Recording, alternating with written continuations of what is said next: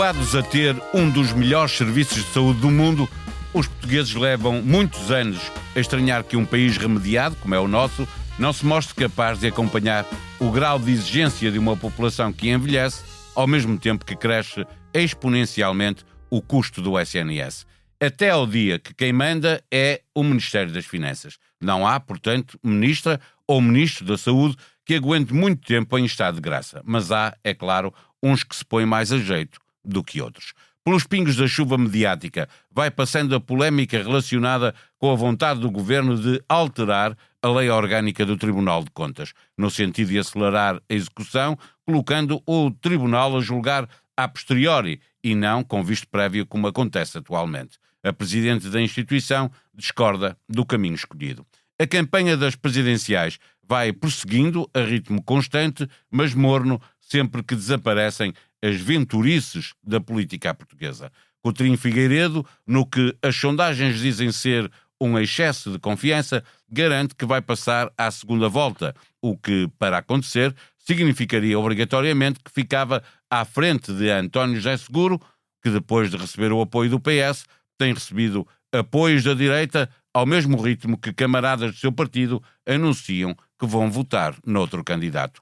A América foi a votos, elegeu o primeiro presidente da Câmara de Nova Iorque muçulmano, 2 governadores norte-americanos, norte-americanos eles são com certeza democratas, queria eu dizer, e ainda aproveitou para mudar o mapa eleitoral da Califórnia e assim beneficiar os democratas quando se votar para o Congresso no próximo ano.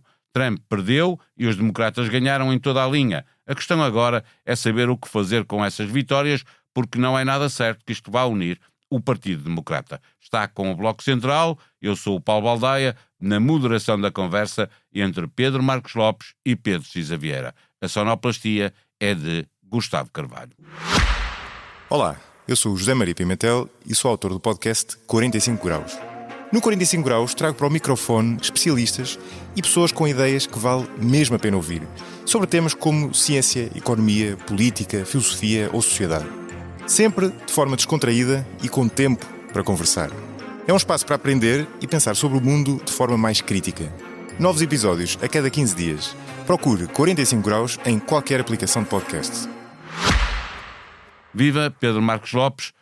Não sendo razoável que se julgue politicamente um membro do governo pelos casos que vão acontecendo no SNS, seja a decisão de um médico ou um helicóptero que não pode voar, a sucessão de casos pelos quais já passou a atual ministra fragilizam politicamente a Ana Paula Martins ao ponto de levar à sua demissão? Eu tenho dificuldades em responder à pergunta concreta se leva à demissão. Aliás, mesmo que estivesse certo de sim ou de não, gostaria muito de dizer, aliás, pedir demissão é uma coisa que me põe um bocadinho, que eu não consigo fazer. Bom, mas a questão do Serviço Nacional de Saúde, já que o abordamos muitas vezes, tem problemas que são estruturais, tem problemas que são conjunturais e tem problemas de condução política, como é evidente. A primeira coisa que eu acho sobre o Serviço Nacional de Saúde e que tem, enfim, sido nada lembrada, é que o nosso Serviço Nacional de Saúde não está a caos nenhum. O nosso Serviço Nacional de Saúde é sistematicamente apelidado de ser caótico e de não servir as populações e é exatamente o contrário que acontece, serve as populações, não tão bem como nós gostaríamos, mas bem, e está longe de ser um caos. Aliás, o nosso Serviço Nacional de Saúde compara de uma maneira muito boa com os seus congêneres europeus. Bem, e então se falarmos em fora da Europa, meu Deus Nossa Senhora. Agora, os fatores estruturais eu não me vou debruçar muito sobre eles, o envelhecimento populacional, a questão dos meios de diagnóstico cada vez mais caros, os medicamentos. O que mais me preocupa são os de gestão e os da condução política. Parece-me claro que há problemas de gestão, não é? Basta, aliás, ver o que se passa nas várias administrações regionais de saúde e a diferença que há entre os resultados de umas e de outras. Curiosamente, no sítio onde eu estou, na região norte, os resultados têm sido bastante melhores do que noutras zonas, por exemplo, de Lisboa.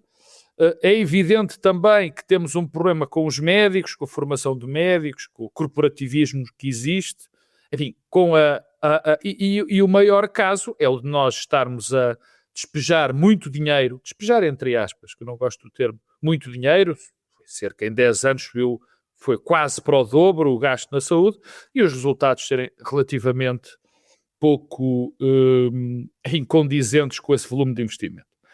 Deixa-me só abrir um parênteses, Pedro, para situar os nossos ouvintes, dizendo que o orçamento deste ano na saúde ultrapassa os 17 mil milhões de euros. E em 2015 eram 10 mil milhões. Estamos a falar de quase 80%. Exatamente, portanto são cerca de 70%, ou talvez mais do que 70%.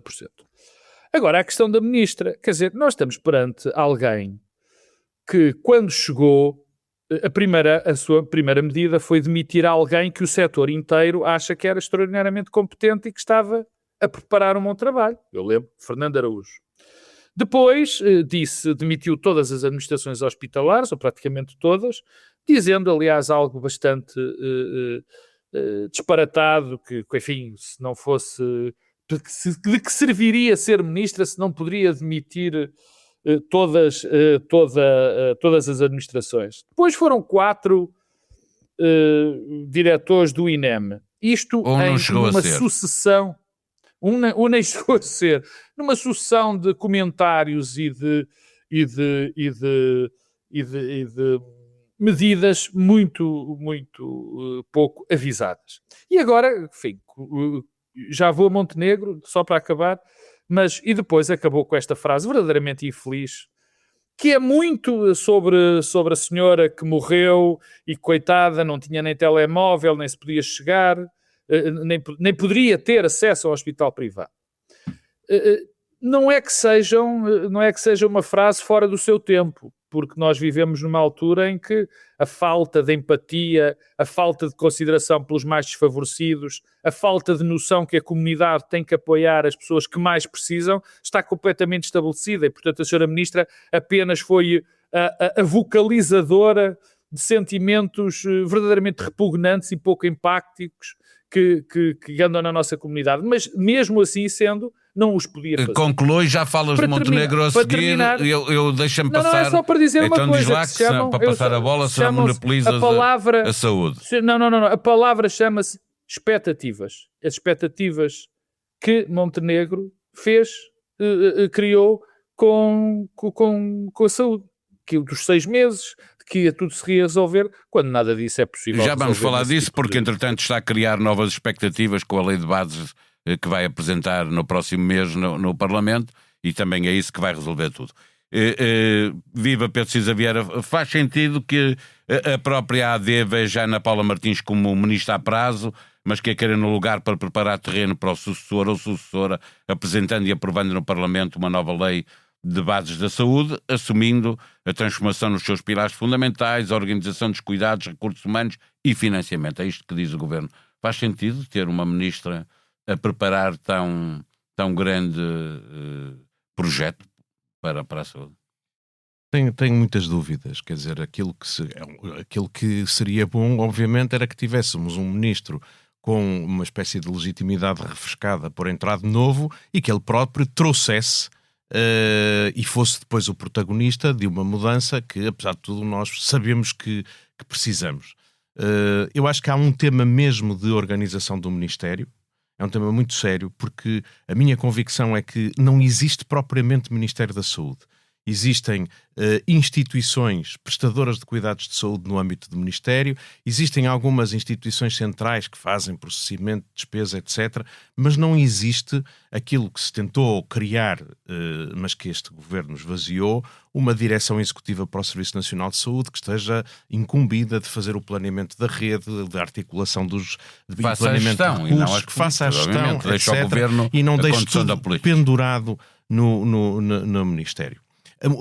Aquilo que acontece muitas vezes é que nós vemos os ministros da saúde sucessivos a ocuparem-se de casos, a ocuparem-se de ocorrências, a responderem a coisas como quantos médicos precisamos no hospital X, ou como é que organizamos as urgências na região de Lisboa, ou o que é que fazemos ao serviço de obstetrícia do hospital do Barreiro, etc., em vez de estarem, pura e simplesmente, a coordenarem politicamente a alocação de recursos, o planeamento destas matérias. Portanto, ao faltar isso, as coisas concentram-se demasiado nos ministros, e depois os ministros caem muitas vezes na tentação, ou são sorvidos pela vertigem dos acontecimentos, para comentarem casos ou para tentarem responder às emergências que em cada momento chamam a atenção.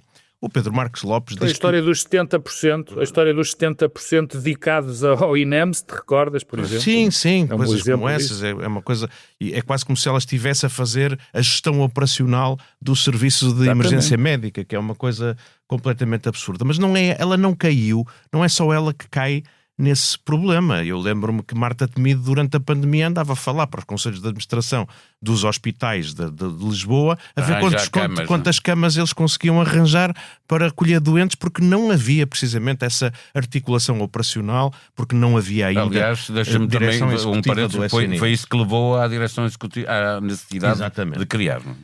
Por outro lado, fica muito evidente que o problema que nós temos hoje na saúde não é um problema financeiro. Nós tivemos várias vezes pessoas a dizerem que era preciso investir mais dinheiro no Serviço Nacional de Saúde, que os recursos eram insuficientes, que havia suborçamentação e que isso explicaria as dificuldades que depois os utentes sentem no acesso ou nas listas de espera, etc, etc. Parece-me que 10 anos depois, eu há bocado disse que o orçamento da saúde em 2015 tinha sido 10 mil milhões. Não foi de 9 mil milhões. E agora está quase nos 18 mil milhões. Portanto, 80% este crescimento a 2 dígitos mostra 2 coisas. A primeira é que não é por falta de recursos financeiros que não sentimos melhorias na capacidade de resposta e no acesso dos utentes à saúde. E a segunda é que este ritmo de crescimento de despesa também é insuportável para o país. E, aliás, o Ministro das Finanças já o começou a dizer. O país, os contribuintes, não podem continuar a ver isto, porque senão qualquer dia a despesa em saúde é metade do Produto Interno Bruto Nacional e não faltaria muito para chegarmos lá. Sim, e foi ele que deu ordem para cortar estes 10%. Como tem que ser. Portanto, obviamente, é preciso, com os mesmos recursos, pensar muito bem o que é que se está a fazer. E, finalmente, um terceiro problema, que o Pedro Marcos Lopes também mencionou, que é o problema das expectativas dos portugueses. Nós temos na nossa Constituição uma promessa que é altamente difícil de cumprir, a de um serviço de saúde geral, universal e tendencialmente gratuito. Isto é uma promessa muito elevada e, de uma maneira geral, os nossos serviços de saúde têm cumprido. Mas a verdade é que os utentes, alimentados por uma comunicação social que vive de casos e por aspirantes ao poder que vão, digamos assim, transformando casos pontuais de falta de cuidado ou de dificuldade de acesso numa espécie de falência sistémica, a verdade é que se foi alimentando uma expectativa de que o Serviço Nacional de Saúde tem que assegurar terapêuticas diferenciadas altamente complexas ao virar da esquina no momento em que o utente precisar dele. Isso não existe em lado nenhum do mundo, nem vai acontecer aqui. Portanto, de facto, o sistema tem que ser revisto, tem que ser mais bem gerido, tem que ser pensado de cima a baixo e sem preconceitos de espécie nenhuma sobre a forma melhor. Tem que ser capaz de combater também interesses instalados que existem. Nós agora estamos a ver os tarefeiros a dizerem que vão fazer greve, como há um ou 2 anos atrás fizeram uma greve às horas extraordinárias os médicos do quadro. Portanto, fazer isto exige um ministro que não só saiba o que fazer e como fazer, e não apresentar, por simplesmente, aquele plano de emergência que é uma espécie de documento de coleção de medidas preparado por um consultor qualquer. Medidas essas que hoje em dia até parecem de uma ironia cruel. Eu lembro-me que um dos eixos era bebés e mães em segurança. Hoje em dia isto parece uma ironia cruel. Um ano e meio depois estamos a ver o que é que se passa nas urgências obstétricas. Pedro Marcos Lopes, deixa-me... Mas há um problema. Mas deixa-me só dizer, não é só o como e o quê.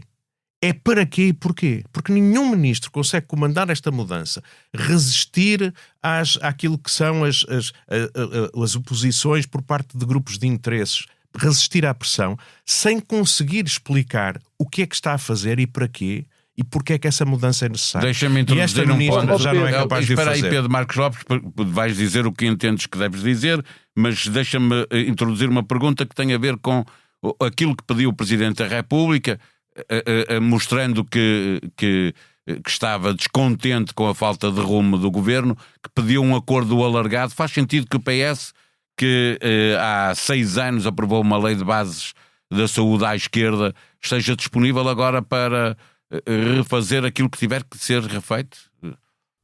Eu acho esse um pedido espúrio, francamente. Quer dizer, eu percebo o que o Sr. Presidente da República quer.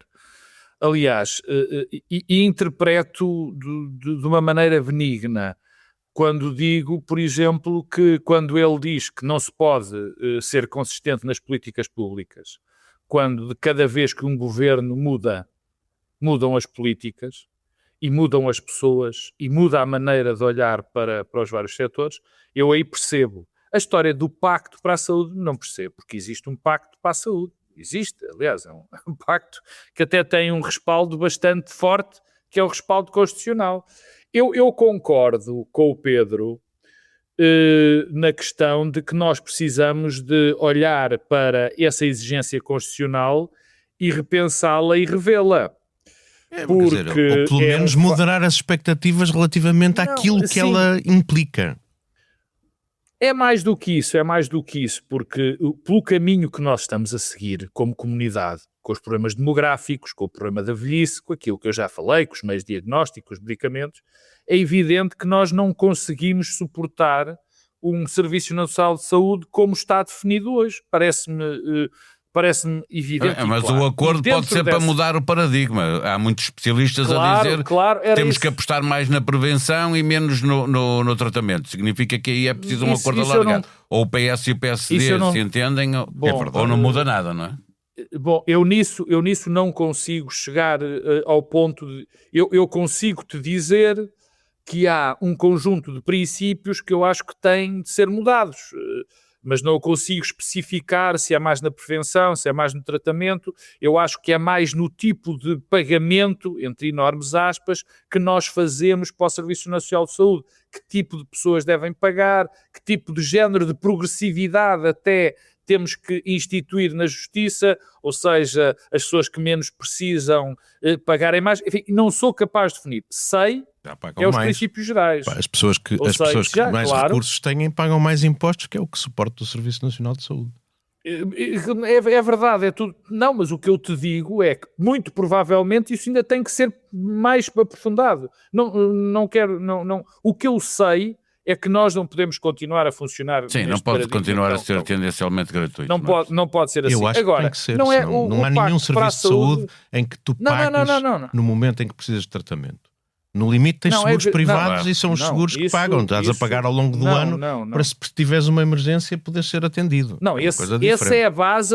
Aliás, isso é a base, isso é um dos pilares quase, quer dizer, não é um pilar fundamental da democracia liberal, mas é um pilar da democracia que nós instituímos na Europa, quer dizer, e é o que nos difere, por exemplo, dos Estados Unidos. Uma pessoa, quando está doente, é tratada e depois logo se vê, não é? Quer dizer, isso não pode ser assim. E também acho que tem de ser tendencialmente sempre gratuito. O tipo de balizas que vamos pôr é que é diferente. Mas deixa-me, em relação ao Pacto para a Saúde, quer dizer, nós não vamos conseguir nada, mesmo que possamos definir, se continuamos a ter práticas políticas, o primeiro grande leque, aquelas que o Pedro Cisa Vieira definiu, ou seja, dos ministros estarem a apagar fogos em vez de serem ministros.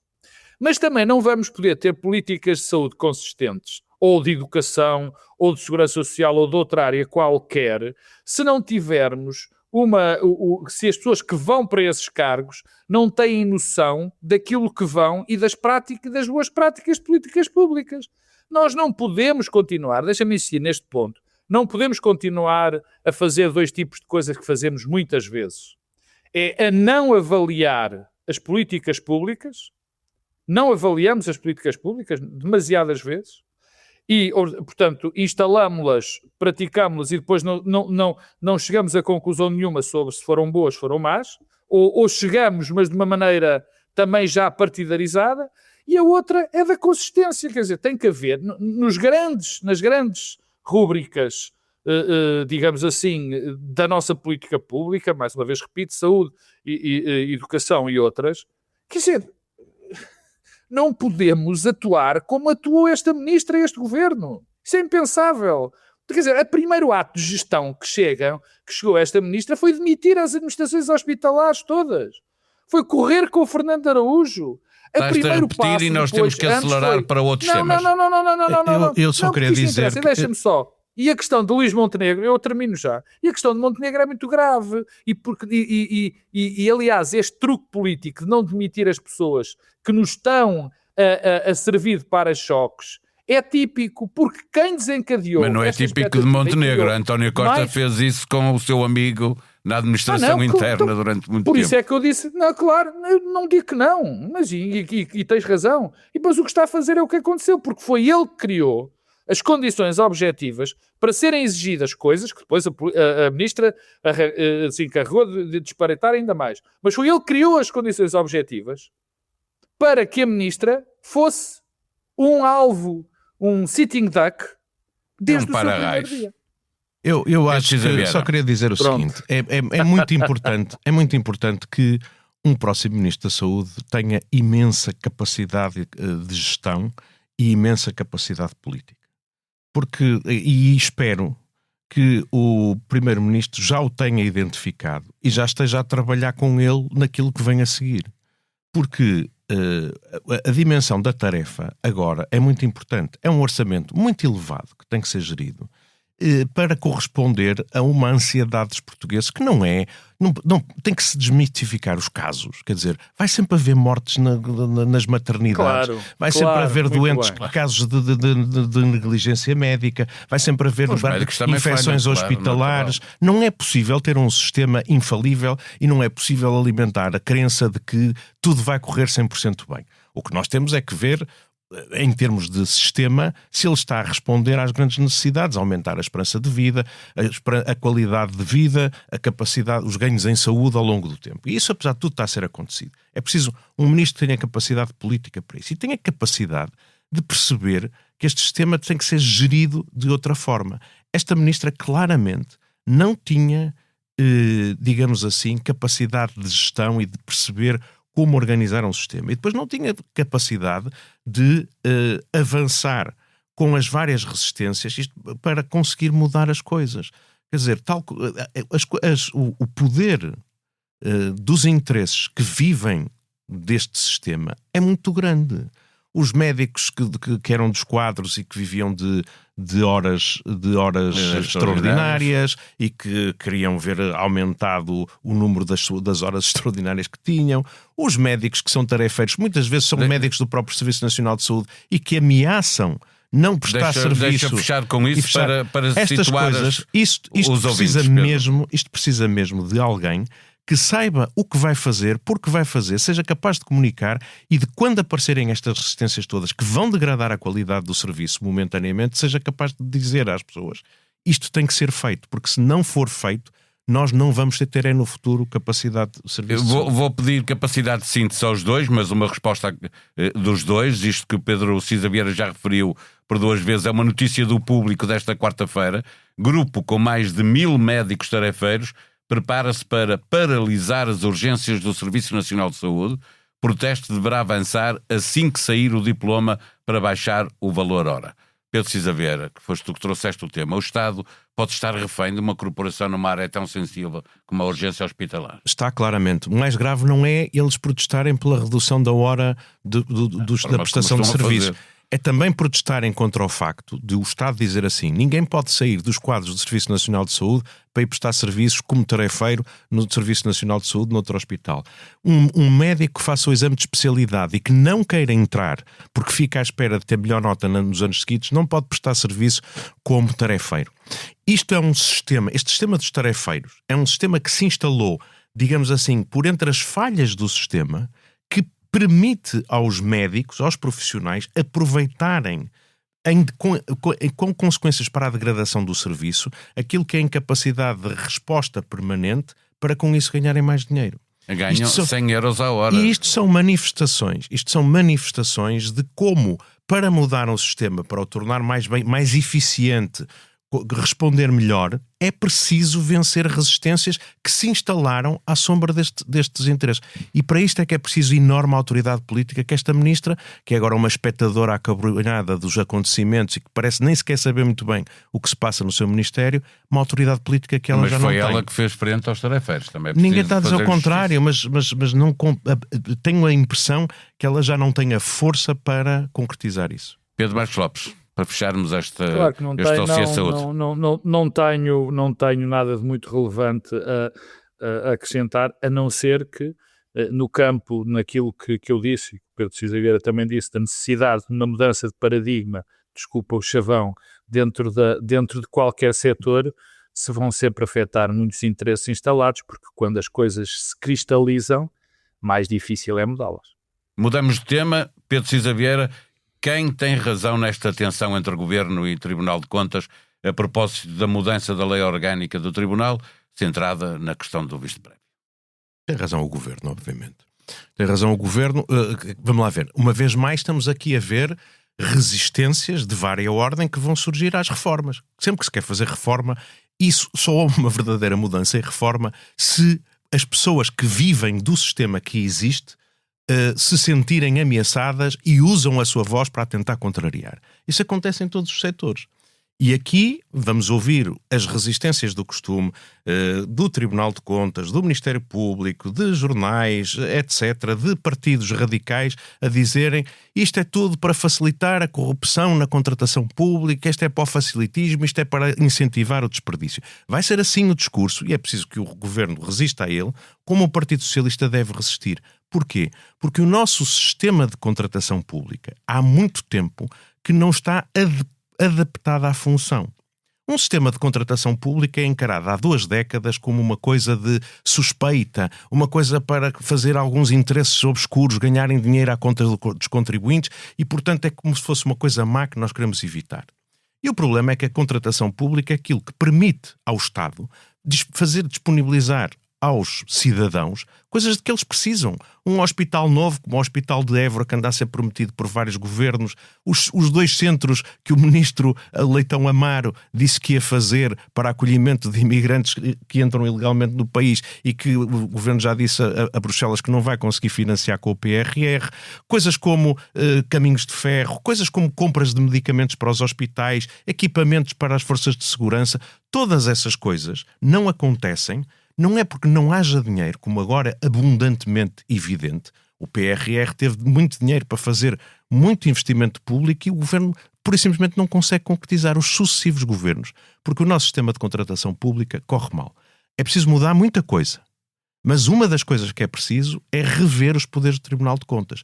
O Tribunal de Contas deve ser um órgão de controle financeiro da atividade do governo, mas desde 98, desde que Sousa Franco, antigo Presidente do Tribunal de Contas, se tornou Ministro das Finanças, fez uma lei que foi sucessivamente expandindo os poderes do Tribunal de Contas e a forma como ele os interpreta. O Tribunal de Contas já não se limita, como dantes, a fiscalizar a legalidade da despesa e a verificação do cabimento orçamental, avalia a eficiência, a eficácia da despesa pública. Por exemplo, dá vistos dizendo os senhores vão fazer o Hospital de Lisboa, dou visto ao contrato, mas vocês têm que rever o projeto de execução por causa do... Mais 2 alas. Mais 2 alas, tens que fazer uma coisa, rever o projeto de execução para a segurança antissísmica. Tens que, não podes... a lei tem coisas como o Tribunal de Contas poder recusar o visto se houver uma ilegalidade que ele acha que pode afetar o resultado financeiro. dinheiro. O Tribunal de Contas tem sistematicamente expandindo a interpretação do Código da Contratação Pública para dizer o que prevalece sempre é o mais baixo custo. E esta ideia toda faz com que, de facto, a administração ponha sempre as coisas na base de comprar ao preço mais baixo. E depois nós sabemos, o barato sai caro. Paga-se em coisas como o elevador da Glória, que foi tendo sucessivamente contratos de manutenção mais baratos, pagam-se com a degradação da qualidade dos serviços, paga-se com custos de manutenção mais elevados. É preciso rever isto e é preciso, por isso, reconduzir o Tribunal de Contas à sua função de controlo da legalidade financeira e deixar de estar a fazer considerações de outra ordem. Pedro Marcos Lopes, o Governo alega que há aqui uma confusão entre a função de julgar e de administrar e que, portanto, o Tribunal de Contas deve fazer como os outros tribunais, julgar a posteriori e não por antecipação. Do outro lado, a Presidente do Tribunal de Contas, Filipe Urbano Calvão, diz que se há lentidão não é por causa do Tribunal não cumprir os prazos, que os cumpre, diz ela, até porque se não for assim, na pior das hipóteses há um visto tácito. É preciso encontrar aqui um equilíbrio ou é preciso fazer esta mudança que advoga o Pedro Cisa Vieira, que é vamos lá pôr as coisas a funcionar como funcionam nos outros países? Nem precisa de acabar o visto prévio. O visto prévio pode existir desde que o Tribunal se limita a dizer assim, foi cumpridas as normas de legalidade financeira, tem cabimento, está avisado. Não é preciso, não são os prazos mais curtos. É porque o problema não são os prazos de decisão do Tribunal. O problema são as muitas decisões, particularmente naquelas coisas mais complexas, que levam a administração pública a contratar sempre pelo preço mais barato, porque é a única coisa que satisfaz o Tribunal de Contas. Eu não quero sequer fazer considerações sobre como deve ser, em termos, enfim, técnicos, não sou capaz de o fazer, uma lei da contratação pública. Mas há algo que aqui me parece absolutamente transparente e evidente e que não é de agora. Primeiro, o Governo não tem razão, nem deve haver moderação. O Governo tem toda e completa razão no tema da avaliação política. Repara, e nós passamos os últimos anos a ver se isto, quem anda atento, mas não é preciso andar muito atento, porque isto acontece a meia volta, volta e meia, a ver o Tribunal de Contas fazer algo que é verdadeiramente alucinante, que é fazer avaliação política das de atos de gestão das decisões. O próprio Presidente da República chamou a atenção para mais do que uma vez para isso. Paulo Baldaia, mas deixa-me alargar um bocadinho. Não só faz este tipo de julgamentos o Tribunal de Contas, mas nós temos visto, nos últimos anos, outra entidade extraordinariamente importante para a nossa vida democrática fazer exatamente o mesmo, que é o Ministério Público. Eu recordo às pessoas que grande parte da Operação Influencer, grande parte do que está em causa na Operação Influencer são atos de gestão política, ou seja, decisão política de determinados ministros e secretários de Estado. Como a avaliação política por parte do Ministério Público a dizer que acha bem ou acha mal, não é? Exatamente. Quer dizer, porquê é que ele tomou esta decisão? Porque o que estaria certo não era fazer, enfim, estou a inventar, 2 fábricas, não era só uma. E, portanto, isto não está certo. O Ministério Público faz. E o Tribunal de Contas, então, é um fartote. Eu lembro-me de pareceres do Tribunal de Contas em que se discutia o valor do quilómetro de autoestrada, do tipo de materiais que estavam a ser usados, e, portanto, aquilo poderia ser mais barato desta forma ou daquela forma. Eu lembro-me disso.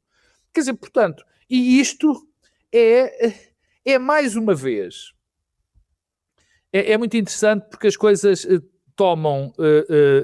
começam por pequenos aspectos. Coisas que parece que fazem sentido e depois ao fim de 2 décadas a gente vê exatamente. Nos conduziu a um sítio horrível que se vai fazendo e depois tornam-se estruturais. Há uma medida que isto até parece que fez sentido.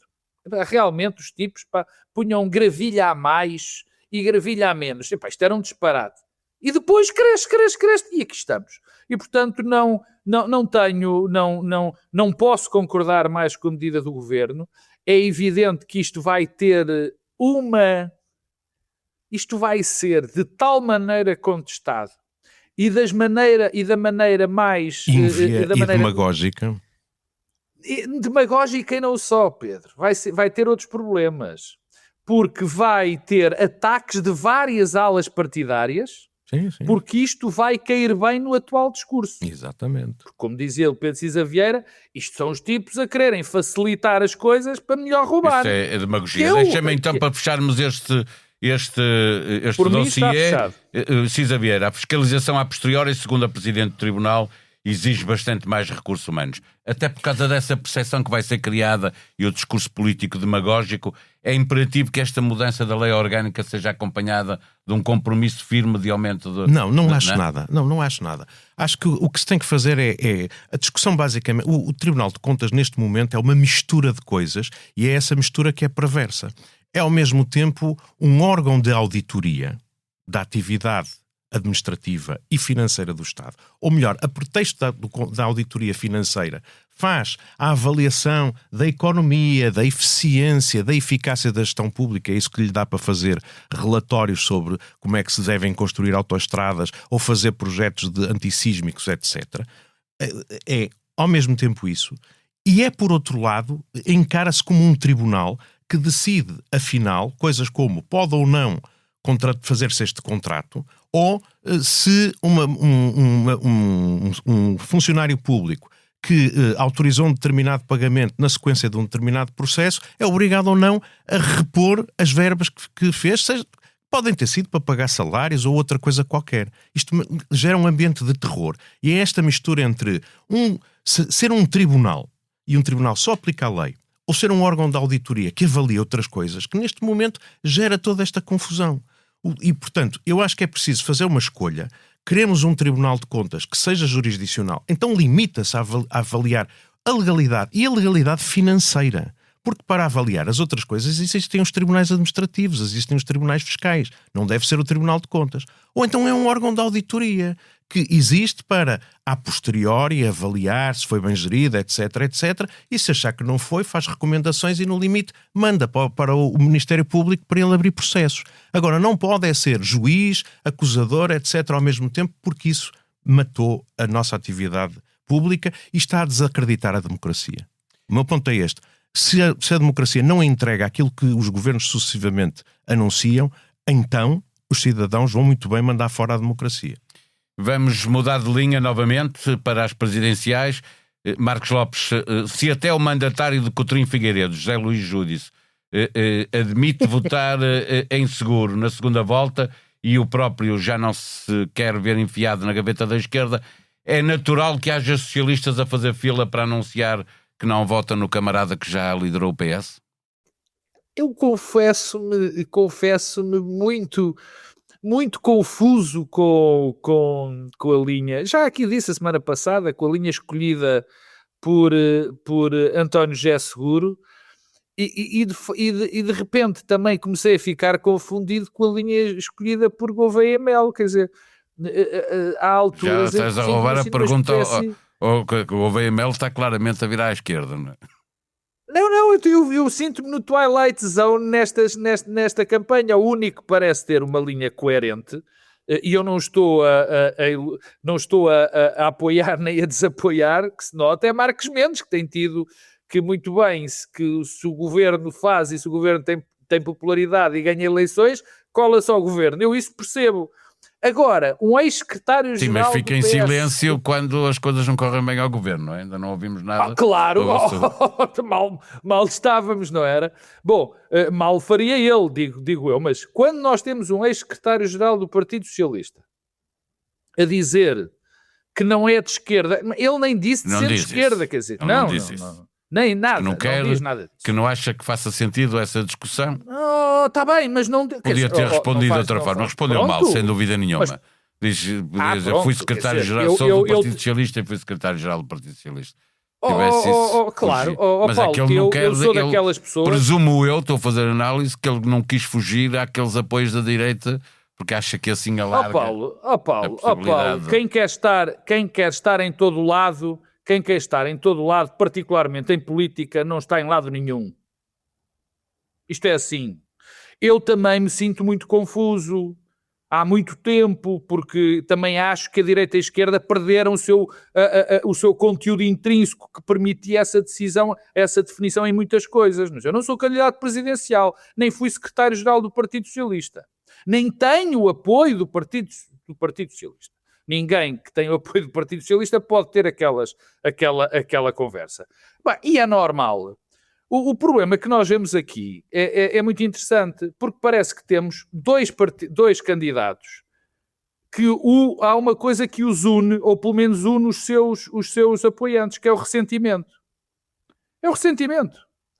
Porque se Gouveia e Mel teve naquela extraordinária apresentação um grupo que parecia o grupo dos ressentidos da direita, ou do centro-direita, o António José Seguro está-se a tornar o campeão dos ressentidos do centro-direita, sobretudo das viúvas passistas.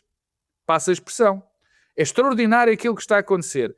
E António José Seguro parece não perceber, ou, enfim, dá-me ideia disso, uma ideia muito segura, que acha que pode ser uma espécie de catch-all numa altura onde as coisas estão bem definidas e estão, infelizmente ou felizmente, infelizmente, digo eu, polarizadas. Quer dizer, eu não sei onde é que António José Seguro está a pensar que vai buscar os seus apoios. Mas se pensa que, fazendo o discurso simpático para a direita do PSD, para a direita da direita portuguesa, consegue atingir o que quer que seja, acho que está extraordinariamente enganado. E há uma coisa, e com isto termino. É a mesma história de sempre. Não se pode agradar a todos, nem partir do mesmo princípio para todos. Gouveia e Mel têm aparecido a defender posições mais à esquerda, com algumas críticas ao governo. Está a fazer o que a ciência política diz que tem de ser feito, ocupar o espaço vazio deixado por seguro? Quer dizer, a minha primeira reflexão é esta.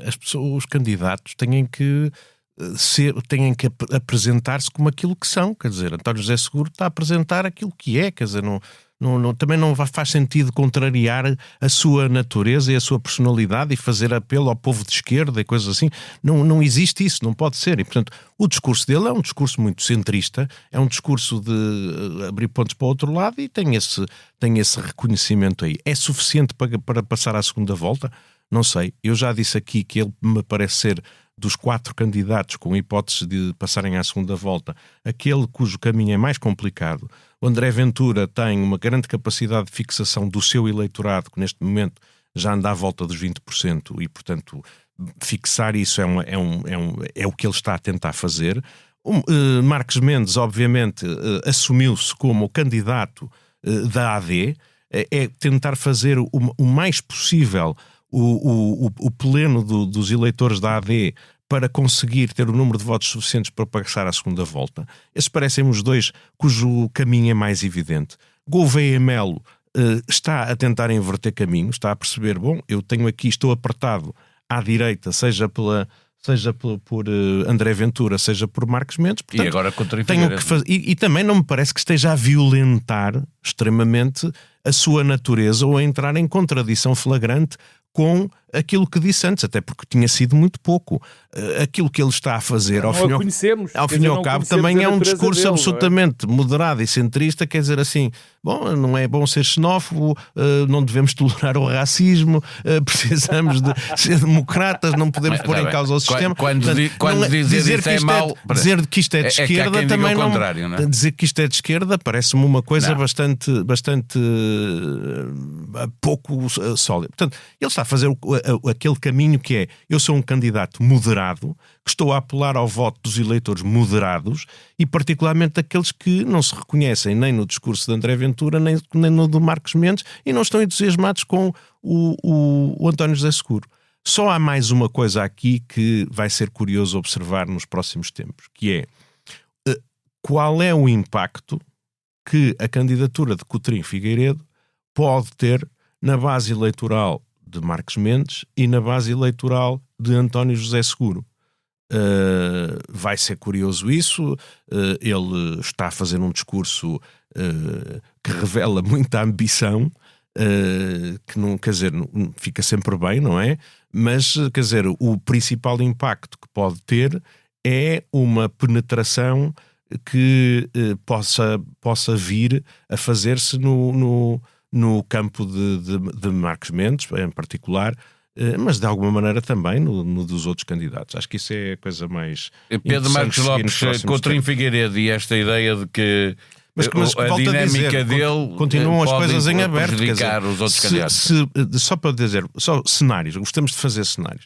Imaginemos que a candidatura de Gouveia Melo continua a perder peso nas sondagens. Imaginemos que Coutinho Figueiredo consegue disputar eleitores a Marcos Mendes, coisa que eu tenho muitas dúvidas. Se calhar o António José Seguros consegue passar à segunda volta, não sei. Mas quer dizer, o caminho é mais estreito e, sobretudo, todos os cenários que fazemos para o caminho de António José Seguro para a segunda volta parece basear-se mais no desgaste dos outros candidatos do que numa clareza de percurso, de discurso e de afirmação que ela possa ter. Deixa-me só lembrar que há 40 anos, na única vez que houve segunda volta, por esta altura, a esta distância da primeira volta nas eleições, as coisas estavam muito mais difíceis de prever que ia acontecer aquilo que acabou por acontecer. Mário Soares era claramente o quarto candidato e acabou a não ser queremos comparar Mário Soares com nenhum na sua história, na sua capacidade política, no seu reconhecimento no país, com qualquer dos candidatos que estavam presentes. Não estou a comparar, estou a dizer que aconteceu muita coisa politicamente que levou a que o resultado fosse muito diferente daquele que há 2 meses das eleições se previa que fosse. Paulo, eu discordo completamente de ti. Já éramos os 3 vivos, desculpa lá. Há 40 anos era muito fácil prever o que ia acontecer, não é verdade, mas não aconteceu nada do que era fácil de prever. Está bem. O que era... Certo. Quer dizer, tiveste assim bem, é que está bem. certo. Certo. Pronto. Eu acho neste momento, na altura era fácil de prever. Aconteceu tudo ao contrário. Agora é muito difícil. Volta, ou Freitas Amaral ganhava a primeira. Claro. Exatamente. Era muito difícil. Agora é que está cada vez mais difícil de prever quem vai à segunda volta, porque eles parecem todos muito equiparados. Eu já não vou repetir. E a influência que pode ter Coutinho Figueiredo aqui? Eu acho que o João Coutinho Figueiredo está a fazer algo bastante inteligente. Está a tentar dar a ideia de que inflacionar a sua campanha. Sim, mas pode contar, porque roubar votos a quem pode passar à segunda volta ou não é? Bom, aquilo que referiu o Cida Vieira agora. Paulo, então porquê é que não falamos de Jorge Pinto, de Catarina Martins e de António Filipe? Roubam votos a quem? São pequenos.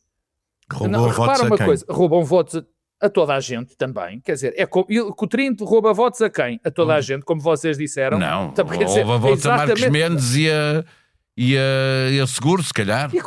Desculpa, e Catarina Martins não pode tirar votos a Seguro eu acho que nunca o Seguro teve votos que pudessem ser da Catarina Martins. Ou seja, a base eleitoral do Seguro não são círculos que tenham 5 de 7, estás a perceber? Não sei, são coisas completamente diferentes. Vamos lá, temos que ir à América, vamos fechar. Mas ela é discorda, mas deixa-me acabar. Deixa-me acabar porque a pergunta era de Coutinho. Coutinho está a fingir que está a fazer uma onda. Eu não estou a ver onde é que está a onda de Coutinho. É José Miguel de Júdice que vai ajudar a isto. A Iniciativa Liberal está uma espécie de caricatura do Chega. João Coutinho Figueiredo está muito casado com essa linha mais radical mas ele o discurso que fez não tem nada a ver com o discurso da Iniciativa Liberal. Nada. E o percurso político dele não aponta nada para aquilo que é a Iniciativa Liberal hoje. Nada. Vocês estão distraídos. Porque a comissão, quem trabalha diretamente com João Coutinho Figueiredo... Eu só estou a falar da entrevista que vi dele. Foi uma entrevista que não tem nada a ver com o discurso político dele. Ele também já cá anda há uns anos. Nós já vimos o que é que ele defende politicamente. Qual percurso político? Ele não foi líder da Iniciativa Liberal, não foi candidato ao Parlamento Europeu. O João Coutinho Figueiredo tem um percurso político que deve ter 8 anos? Não interessa, estou a dizer que já o ouvimos, já serve para o Gouveia Melo. Não sabemos o que ele diz. Não, mas esta discussão pouco importa. O que eu te digo é, quem faz a mensagem de João Coutinho Figueiredo são os radicais dos radicais da Iniciativa Liberal. Nem percebo como é. A entrevista é uma coisa perfeitamente do outro mundo, porque não coincide com a mensagem que ele tem passado. Eu concordo com o que vocês dizem na entrevista, mas não é isso que está a acontecer. Agora, enfim, deixemos Coutinho Figueiredo, ter esta festa com aquilo que não existe. Vamos ver no que dá. Olhemos para a América. Mamdani ganhou a presidência da Câmara de Nova Iorque, mas essa eleição, até pela candidatura do ex-governador Andrew Cuomo, mostrou que os democratas ainda estão muito divididos entre os mais progressistas e os mais moderados. Pedro Cisa Vieira, Trump recebeu um cartão amarelo, mas a falta de uma estratégia dos democratas permite-lhe seguir sem grandes sobressaltos? Bom, a popularidade do Donald Trump está muito em baixo. Ao contrário do que nós pensamos, o poder dele expande, mas a popularidade junto do eleitorado tem vindo a baixar bastante.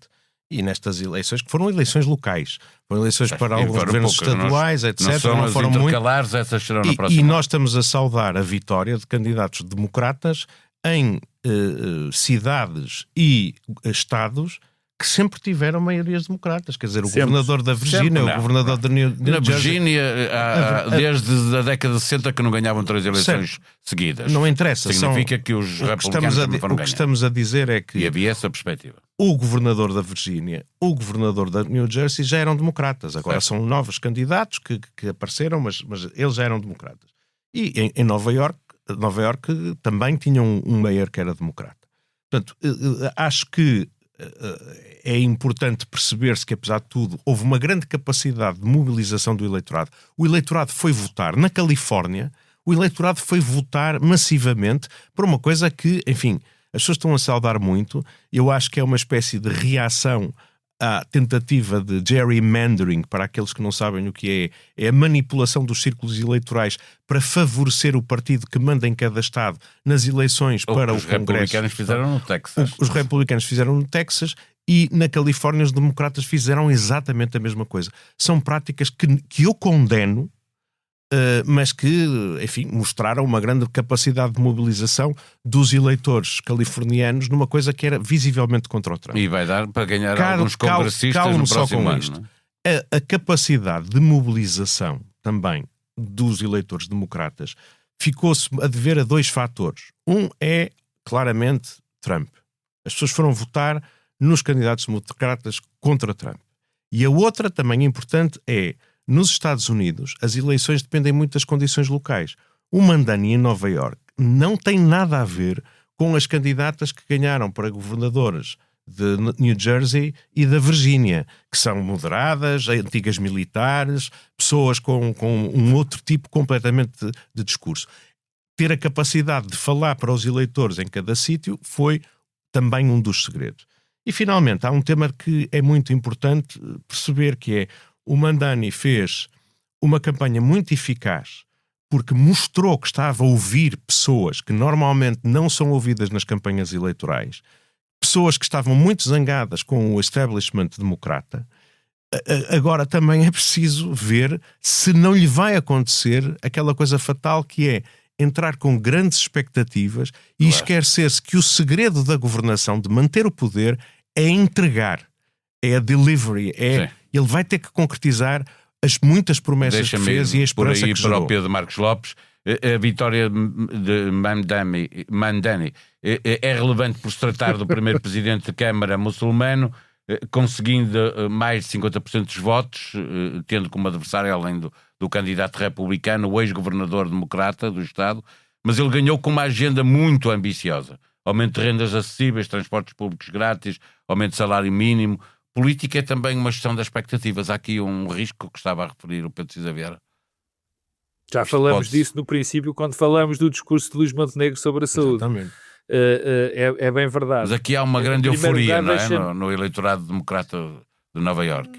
Em primeiro lugar, deixa-me saudar a tua dificuldade em dizer Mamdani, que é exatamente a mesma caminho. Eu estava a dizer Mamdani e depois cheguei aqui a linha do Cisa Vieira.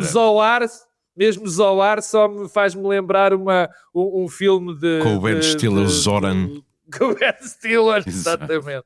Bom, deixa-me começar. Sim, tens toda a razão. A questão das expectativas é sempre uma questão terrível em política, mas há 2 ou 3 eixos. Há a primeira parte pessimista que eu quero antes de ir à otimista. Primeiro, Nova York anda sempre em contraciclo com o resto dos Estados Unidos. Quando diz que não é América. Quando o governo era democrata, Nova York está com os republicanos e vice-versa. Normalmente é assim. Não aconteceu sempre, mas foi quase sempre assim. Depois, digamos que o concorrente de Zoran era alguém muito mal visto na cidade de Nova Iorque, aliás, porque tem um problema grave de corrupção à perna.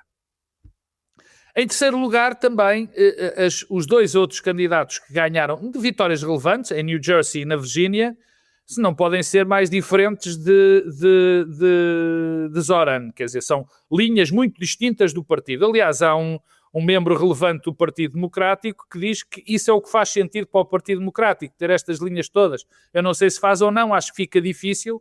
O que penso saber é que, mais uma vez, nós estamos perante um fenómeno típico de uma espécie de peronismo, porque quando é o candidato Trump, é uma coisa, quando são os seus apoiantes é outra completamente diferente. Estas são as notas, digamos, um bocadinho pessimistas. Há uma muito interessante, que é o facto de Zoran Mandani, pode esta dizer gente, Mandani. quando a outra pessoa que nasceu no Uganda, que eu sei dizer o nome, tinha um nome muito mais fácil, Idi Amin Dada.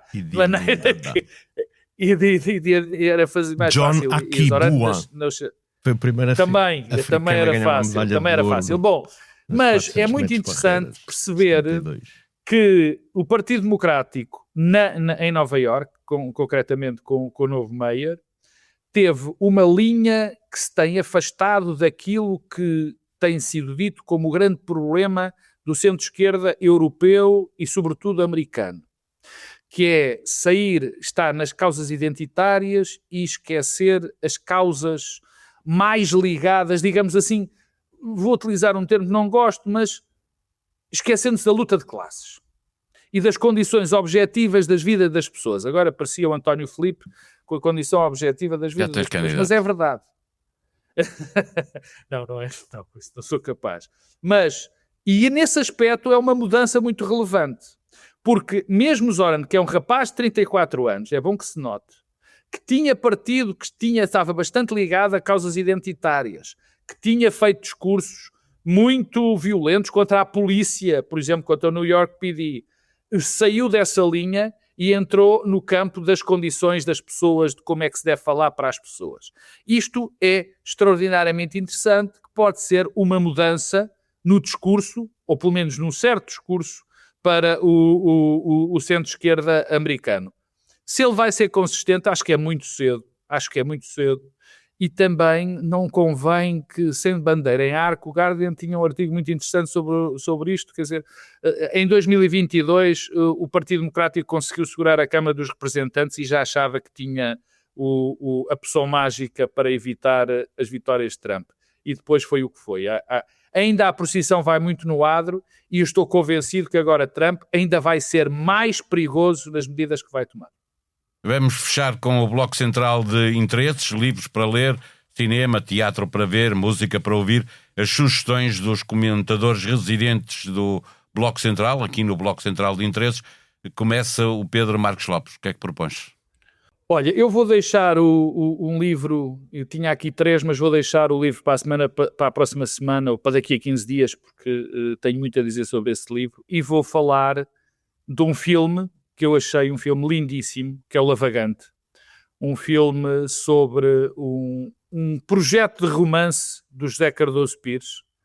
É um filme muito bonito, com uma fotografia de facto espantosa. O Mário Barroso é diretor de fotografia, foi diretor de fotografia de muitos filmes, mas e neste faz um trabalho espantoso como realizador, e com 2 interpretações belíssimas, sobretudo. O Nuno Lopes também vai muito bem, mas a Júlia Palha e o Francisco Frois surpreenderam-me muito, porque eu não os conhecia tão bem como atores, sobretudo a Júlia Palha, e fiquei espantado com as suas interpretações. É um livro muito bonito, acaba por ser um conto extraordinário do José Cardoso Pires, é um filme português, vale muito a pena, aquele preto e branco, aquela fotografia. Valia a pena só pela fotografia, mas é um belo filme.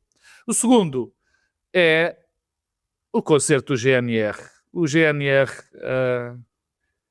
vão dar 2 concertos, já deram no Porto, vão dar 2 em Lisboa, quinta e sexta-feira. O Rui Reininho é o maior ícone de sempre do pop português, um enorme poeta, que ser uma figura pop tão relevante faz com que nós nos esqueçamos que ele é um poeta extraordinário. E faço tensões de sexta-feira dar muitos saltos na plateia do Coliseu e a cantar todas as músicas do princípio ao fim, do princípio ao fim de cada uma das músicas, que é uma coisa que nós os 3 também faríamos, porque o Rui Reininho e o GNR fazem parte da nossa vida e da nossa geração.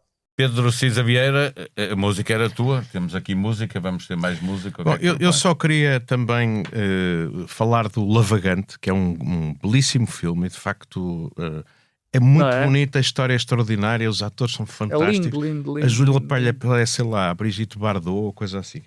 Extraordinária! É uma coisa que gostei mesmo bastante. E falar que para a semana começa o Misty Fest. O Misty Fest é um festival de música bastante especial, não só porque acontece ao longo de quase 2 semanas, começa já na próxima segunda, acontece um pouco por todo o país, do Porto ao Algarve, de Lisboa a Espinho, com concertos de vários artistas que normalmente não se ouvem. Eu só vou recordar, por exemplo, que vamos ter aqui grandes músicos de jazz moderno como o Salomão Soares, o Moisés Sanches, o Mackay McCraven. Depois temos músicos mais difíceis de definir, de géneros assim mais estranhos, como a Yumi Ito, a Juliana Barwick, o Job Bevin com o Federico Albanese. Temos a 7ª Legião também a fazer alguns concertos no âmbito do festival. Temos fado como a Lina e o Marco Mesquida, que são interessantes de ouvir, e têm também a Sofia Leão. Eu vou falar da Sofia Leão porque eu conheço a Sofia Leão desde que ela era criança. Ela é filha do Rodrigo Leão, tem 18 anos, gravou agora o seu primeiro álbum e vai fazer um concerto na quinta-feira, dia 13, ao fim da tarde. E a Sofia Leão fez agora sair o seu primeiro álbum. E portanto eu sugeria que ouvíssemos uma canção do primeiro álbum da Sofia Leão, que se chama Mar, e que foi agora publicado, e talvez pudéssemos ouvir logo a pedra que está a abrir.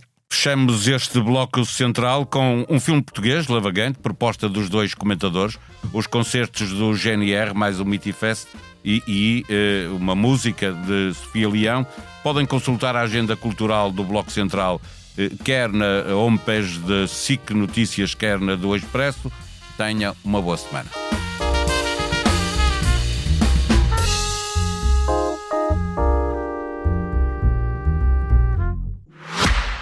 Olá, eu sou o José Maria Pimentel e sou autor do podcast 45 Graus. No 45 Graus trago para o microfone especialistas e pessoas com ideias que vale mesmo a pena ouvir, sobre temas como ciência, economia, política, filosofia ou sociedade. Sempre de forma descontraída e com tempo para conversar. É um espaço para aprender e pensar sobre o mundo de forma mais crítica. Novos episódios a cada 15 dias. Procure 45 Graus em qualquer aplicação de podcast.